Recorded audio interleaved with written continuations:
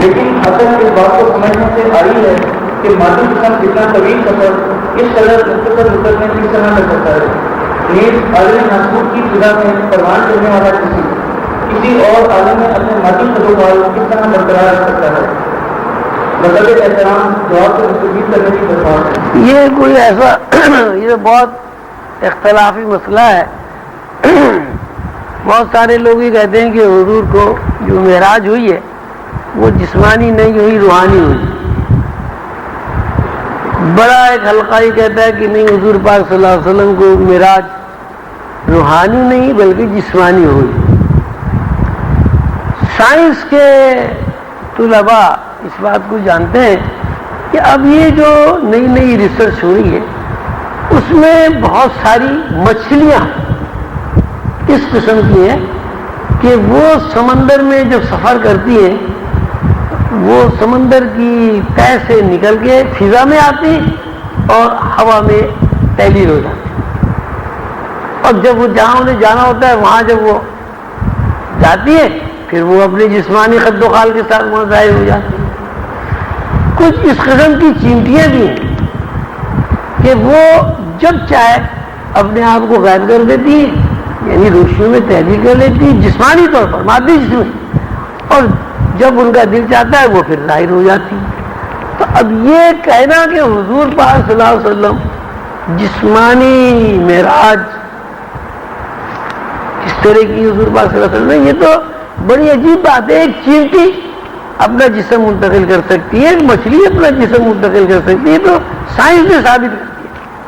تو حضور پاک صلی اللہ علیہ وسلم تو کائنات کے جو حاصل ہیں، جوہر ہیں، کائنات ہی ساری اللہ تعالیٰ نے ان کے لیے بنائی، تو ان کے لیے کون سا مشکل امر ہے کہ انہوں نے اپنے جسم کو، مادی جسم کو پورا کا پورا نور میں منتقل کر دیا۔ اب نور کی جو رفتار ہے، یہ جو آپ بتائے 1,02,82 میل فی سیکنڈ جو آپ نے بتایا، یہ روشنی کی رفتار ہے۔ نور کی ہے تو ابھی ان کو سائنسدانوں کو پتہ ہی نہیں ہے کہ اس کی رفتار کتنی ہے۔ تو حضور پاک صلی اللہ علیہ وسلم کا وہ جسم جو نور کا ہے، اللہ نور السماوات والارض، پیغمبروں کے لیے مخصوص نہیں ہے کہ پیغمبروں کا ہی جسم نور کا ہوتا ہے، یہاں تو ہر چیز کا جسم نور کا ہے، اللہ نور السماوات والارض، لیکن اس نور کے جسم سے چونکہ واقف نہیں ہے آدمی، اس لیے وہ اس جسم مادی جسم میں محدود رہتا ہے۔ حضور پاک صلی اللہ علیہ وسلم اللہ تعالیٰ کے بعد اگر کوئی بزرگ ترین ہے تو حضور پاک صلی اللہ علیہ وسلم ہے، اور اللہ تعالیٰ نے جو علوم حضور کو سکھا دیے ہیں، ظاہر ہے ان علوم کی بنیاد پر حضور اس بات سے واقف تھے اور ہیں کہ انسان جب نور کے اندر جسم کو منتقل کر لیتا ہے تو اس کے لیے یہ اسپیس اور ٹائم دونوں جو ہے لیس ہو جاتا ہے۔ ابھی بھی یہی ہے کہ انسان خواب دیکھتا ہے، جیسے آپ مراقبہ کرتے ہیں، اب مراقبے میں آپ نے آنکھیں بند کی، معلوم ہوا کہ صاحب آپ 1,00,000 سال پیچھے کہیں پہنچ گئے۔ کبھی آپ کے اوپر ایسی کیفیت پیدا ہو گئی کہ آپ 1,00,000 سال بعد میں مستقبل میں پہنچ گئے، اور پھر جب آپ نے آنکھ کھولی تو آپ ادھر ہی۔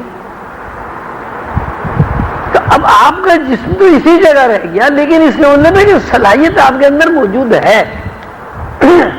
یہ صلاحیت اس وقت موجود ہے جبکہ آپ اس صلاحیت کو جانتے بھی نہیں ہیں، صلاحیت سے واقفیت بھی نہیں رکھتے۔ اب ایک آدمی 30 سال کا ہے، وہ اپنے 6 سال کی عمر میں واپس جانا چاہتا ہے، آپ دیکھیں کتنی دیر لگے گی، کتنی دیر لگے گی،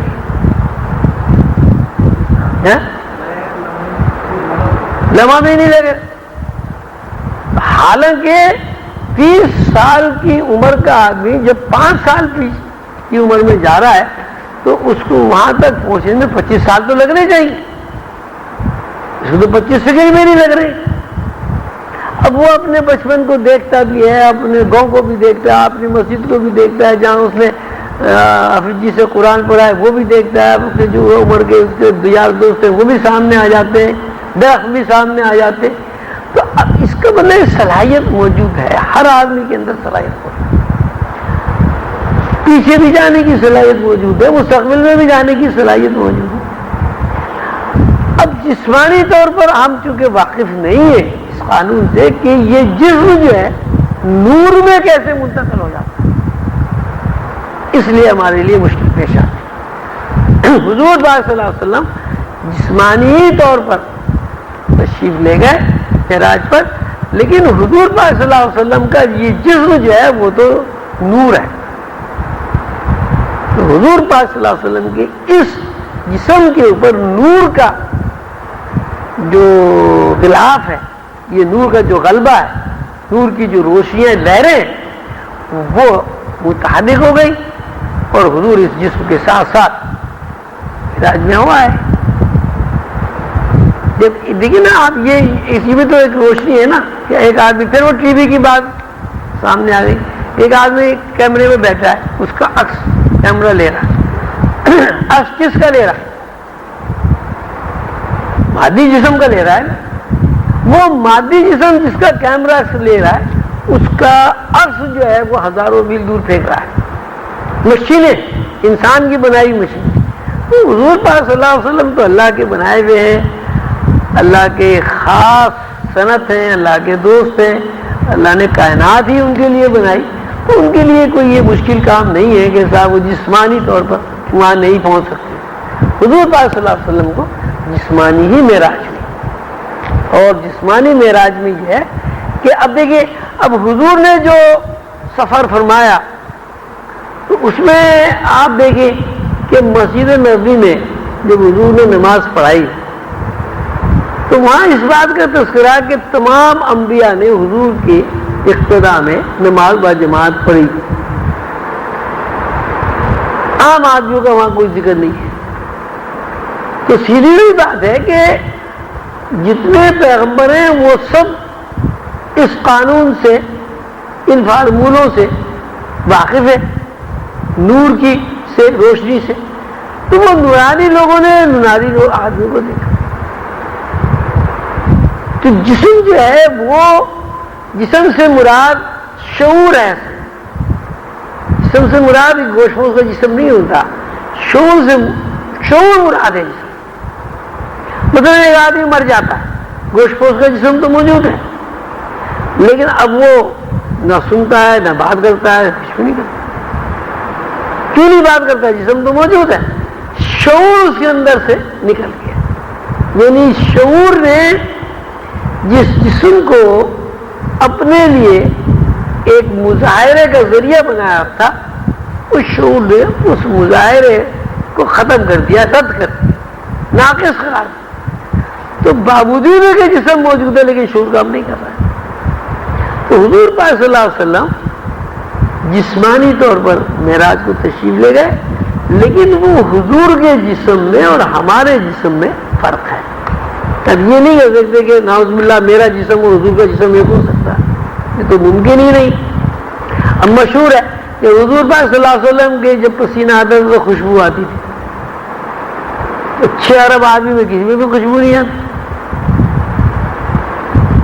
حضور پاک صلی اللہ علیہ وسلم کے بارے میں مشہور ہے کہ حالانکہ قدم کا لمبا نہیں تھا، لیکن ہزاروں آدمیوں میں جب وہ چلتے تھے تو قد نمایاں نظر آتا تھا۔ اللہ عز القیاس، حضور پاک صلی اللہ علیہ وسلم جسمانی طور پر جب چلتے تھے تو کبھی درخت جھک کے سلام کر رہا ہے، کبھی اونٹ بات کر رہا ہے، کبھی ککریاں کلمہ پڑھ رہی ہیں، کبھی چاند جھک گیا، کبھی بادل سایہ کر رہے ہیں۔ تو سارا جسمانی نظام تو تھا۔ یہ سوال آپ کیوں نہیں کرتے کہ صاحب حضور پاک صلی اللہ علیہ وسلم جسمانی نظام کے تحت تھے تو حضور کو درختوں نے کیوں سلام کیا، اونٹ نے کیوں شکایت کرتی حضور سے؟ بہت سارے موضوع آپ کے سامنے، یا چاند کے 2 ٹکڑے کیوں کر دیے؟ چاند کے جو 2 ٹکڑے ہوئے وہ حضور کے روح نے کیے، جسم نے کیے؟ روح نے کیے، سب نے کیے۔ ہزاروں آدمی نے دیکھا کہ حضور کھڑے میں ایسے چاند کے 2 ٹکڑے ہو۔ تو اگر یہی جسم حضور کا ہے نعوذ باللہ جو ہمارا ہے، تو ہم چاند کے 2 ٹکڑے کیوں نہیں کر سکتے؟ جسم میں فرق ہے، حضور کھاتے بھی تھے، حضور پہنتے بھی تھے، حضور پاک صلی اللہ علیہ وسلم کو بھوک بھی لگتی تھی، یہی غذا کھاتے تھے جو ہم غذا کھاتے، لیکن ہمارے کھانے میں حضور کے کھانے میں یہ فرق ہے کہ ہم جب غذا کھاتے ہیں تو کثافت کھاتے ہیں، اور حضور پاک صلی اللہ علیہ وسلم جب یہ غذا کھاتے تھے تو ان کے اندر انوار منتقل ہوتے تھے اس غذا کی جس غذا پر وہ سبزی یا گوشت قائم ہے۔ تو پہلے تو آپ یہ سمجھیں کہ کیا حضور کا جسم اور تمام نوع انسانی کا جسم ایک تھا؟ اگر ایک تھا تو حضور کی انگلی کے اشارے سے چاند کے 2 ٹکڑے کیوں ہو گئے؟ بھئی اگر آپ یہ کہیں کہ بھئی حضور کی روح نے اشارہ کیا تھا اس لیے 2 ٹکڑے ہوئے، ایسا تو نہیں ہو۔ جتنے بھی موضوعات ہیں اس میں سب میں یہی مادی جسم جو ہے زیر بحث آتا ہے۔ تو حضور پاک صلی اللہ علیہ وسلم کا جسم اور 6 ارب آدمیوں کے جسم میں فرق ہے۔ تو چونکہ حضور کے جسم یا گوشت پوش کا جسم جسے آپ کہہ رہے ہیں وہ تھا ہی نور کا، اس لیے اس نور کے جسم سے حضور جو ہے معراج میں تشریف لائے۔ ٹھیک ہے بھائی۔